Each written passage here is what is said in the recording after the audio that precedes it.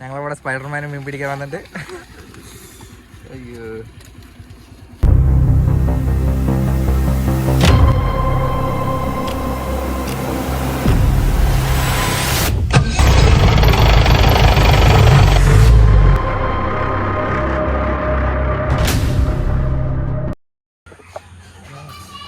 ഒന്ന് പറയാ എന്താ പരിപാടി? മീൻ പിടിക്കാൻ പോകും. അപ്പം നമ്മളെ അപ്പോട്ടം പറഞ്ഞ പോലെ നമ്മളിന്ന് മീൻ പിടിക്കാനാണ് പോണത്. എവിടെ പോകണമെന്ന് അറിയോ? നമ്മൾ സ്വന്തം കടലുണ്ടിപ്പുഴയിൽ ജീപ്പായിട്ടാണ് പോണത്. പിന്നെ അതാ ഞങ്ങളൊരു PVC പൈപ്പിലൊരു ചെറിയൊരു സെറ്റപ്പ് നമ്മളെ ഗഡ്സും ചൂണ്ടൊക്കെ ആയിട്ട് ഒന്ന് സെറ്റാക്കിയിട്ടുണ്ട്. പിന്നെ അതാ വെള്ളം എടുത്തിട്ടുണ്ട്. അപ്പം ആദ്യം വേണ്ടത് കുറച്ച് ഇരയാണ് ചൂണ്ടയ്ക്കിടാൻ. ഒന്നെങ്കിൽ മീന് തീറ്റ കൊടുക്കാം, അല്ലെങ്കിൽ മീനെ കിട്ടും. ഏതെങ്കിലും ഒന്നും നടക്കും.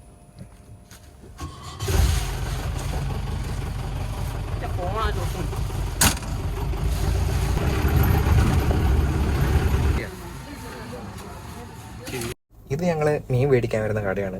ഇവിടെ നിന്നാണ് ഞങ്ങൾ ഇര എടുക്കണത്. ഇര ഇട്ടെടുക്കണത് ചെമ്മീനാട്ടോ. ഇതറിയാവുന്ന ചേട്ടനാണ്. ചേട്ടൻ പറഞ്ഞൊരു 4-5 എണ്ണം ചെറുത് നോക്കി എടുത്തോളിയാറാണ്. അങ്ങനെ ഞങ്ങൾ 4-5 എണ്ണം ചെറുത് നോക്കിയെടുത്ത് ചേട്ടൻ പൈസ ഒന്നും വാങ്ങിയില്ല. അപ്പോൾ ഒരു 2 ചൂണ്ടയും കൂടി മേടിക്കാന്ന് വെച്ച്. ഞങ്ങളുടെ അടുത്ത് ഗഡ്സ് ഉണ്ട്. അപ്പം ഇന്ന് ഞായറാഴ്ചയും കൂടിയാണ്. അപ്പോൾ ആരെങ്കിലൊക്കെ ഉണ്ടാവും. അപ്പോൾ അവർക്ക് എടുക്കാമല്ലോ.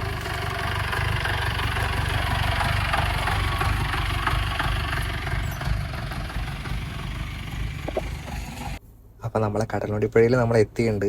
അപ്പോൾ ഇവിടെ ഈ ഒരു റോഡ് തീരദേശ റോഡാണ്. ഇതിപ്പോൾ പണി കഴിഞ്ഞ് കഴിഞ്ഞാൽ അടിപൊളിയായിരിക്കും. ഇപ്പോൾ കുറച്ച് കുണ്ടും കുഴിയൊക്കെ ഉണ്ട്. ആ കുണ്ടും കുഴിയൊക്കെ ചാടിച്ചിട്ടാണ് ജീപ്പ് പോകുന്നത്. ചെറിയൊരു കാടുണ്ട്.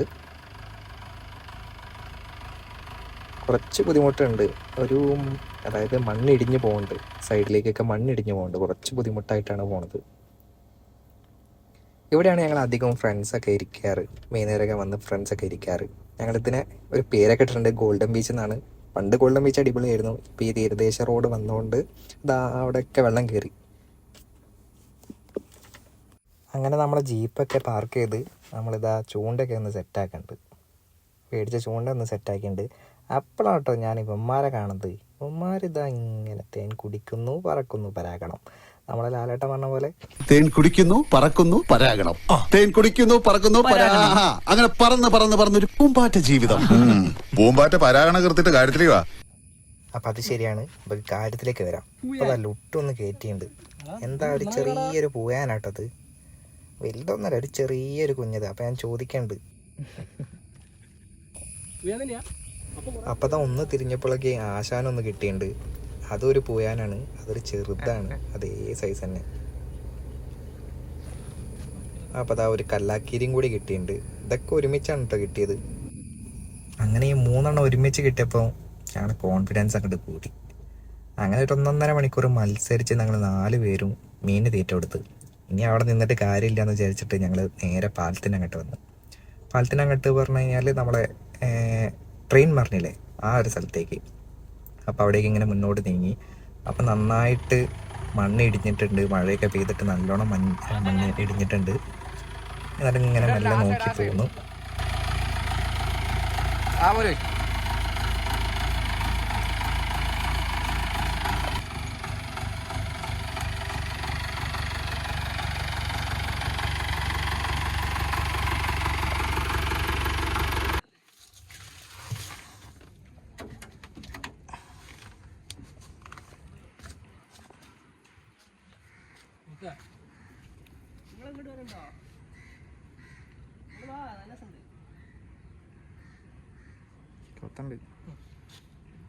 അപ്പോൾ അതെല്ലാവരും ആഞ്ഞ് ശ്രമിക്കുന്നുണ്ട്.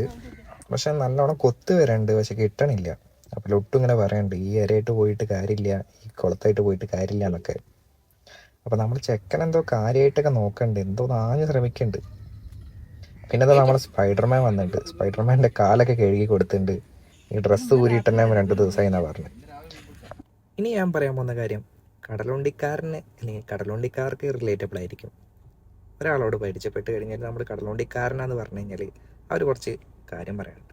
നമ്മുടെ നാടിൻ്റെ ഭംഗി, അവിടുത്തെ പുഴ, അവിടുത്തെ ഈവനിങ്, അങ്ങനെ കുറേ കാര്യങ്ങൾ അവർക്ക് പറയാനുണ്ട്. അപ്പം നമ്മളൊരു നിൽക്കും. നമ്മുടെ ജയറാം ഒരു സിനിമയിൽ നിൽക്കല്ലേ,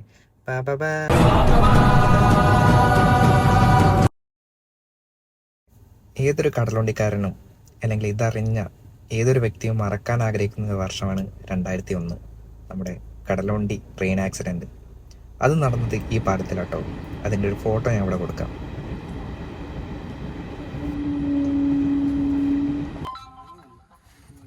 വടപ്പു കേറ്റ്. അപ്പം നമ്മളെ ഏറെ നേരത്തെ തീറ്റ കൊടുക്കൽ ഇവിടെ കഴിഞ്ഞ്. അപ്പോൾ നല്ല വിഷമമുണ്ട്. ആകെ 3 മീനെ കിട്ടിയത്. അമ്മേനോടൊക്കെ വടായി പൊട്ടിച്ച് വന്നതാണ്. അപ്പോൾ ശരി, നെക്സ്റ്റ് വീഡിയോയിൽ കാണാം. ബൈ.